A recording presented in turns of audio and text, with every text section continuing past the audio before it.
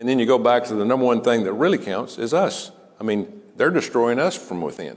So they're accomplishing a lot of goals in 3 years. But again, the next year is going to be very tough, but we will overcome this. Donald Trump's going to get elected. We'll take back over, and we're going to put Christian values back in this country. They've never hidden it. Christian nationalists like Tommy Tuberville have been very open about their plans to dismantle all freedoms and democracy in favor of a forced belief system, one that does what they've disingenuously claimed Democrats are doing with political enemies. It'll be a tough time because they can't give up. They know a lot of these people are going to go to jail when Donald Trump gets elected, and I'm going to be right there helping.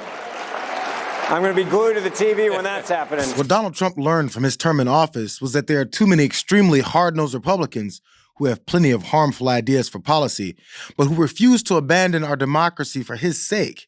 So this time, he's collecting only fellow fascists to be placed in positions to approve any and everything on the Christian nationalist wish list. New reporting from Politico today points to a broad concerted effort between Donald Trump and his allies who are preparing to enter Christian nationalism in his next administration, should he win a second term. Politico reports the person leading this effort is Russell Vought, president of the Center for Renewing America think tank, a leading group in a conservative consortium preparing for a second Trump term.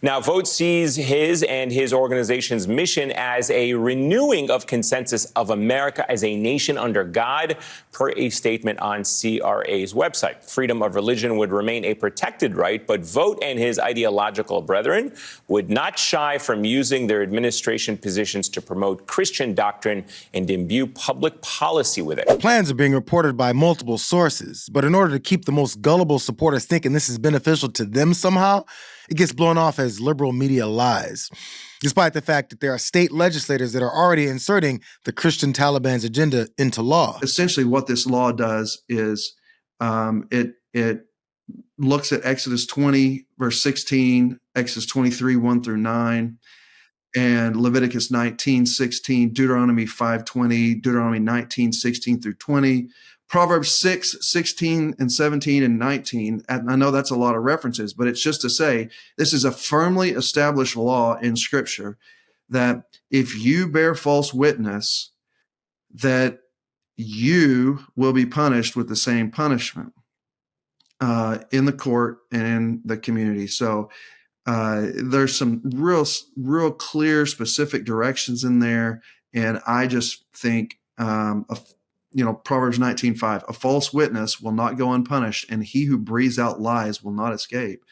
If we really want to protect people in society, we need to bring back just fundamental law and what is just in accordance with God's equal weights and measures. They're creating and hoping to implement a religious hierarchy within our society that places radical Christian nationalists in positions of power and authority that completely ignores the freedoms of anyone that doesn't align with them. And just like the decades-long attempts to paint themselves as victims in a country that has unfairly favored Christians anyway, when their plan gets called out, they scurry back to their corners of victimhood.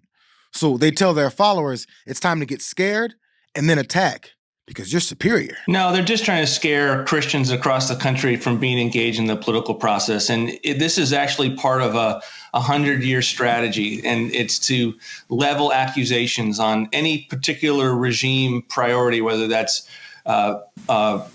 having a rule of law that considers all of us on the basis of being made in the image of God. They call us bigots for believing that. They call us racist for believing that. And now in this area, they want us, if you're a Christian, they want to call you a Christian nationalist. And all I'm saying is that we're meant to be a Christian nation. We should be a Christian nation. We should provide religious liberty for everyone in this country to practice their faith. But that the Constitution, the system doesn't work. Western civilization does not work without the underpinnings of a Judeo-Christian worldview that is the bedrock for all of our laws. It really is fascinating to watch so many self-described freedom-loving patriots angrily bark about how they can't wait to limit the rights of anyone that isn't like them. They've been conditioned to fear radical Muslim extremists that run their countries the same way these fake Christians propose to run America. The difference, again, is that they feel their terror plans are based on their misguided perceptions of superiority. There is no difference between Christian nationalism, which is what he's representing, Right. than the Taliban. Now, maybe the end is different, maybe Yes. the means are different, but there's no difference in saying Well, this is a government run on again, religion.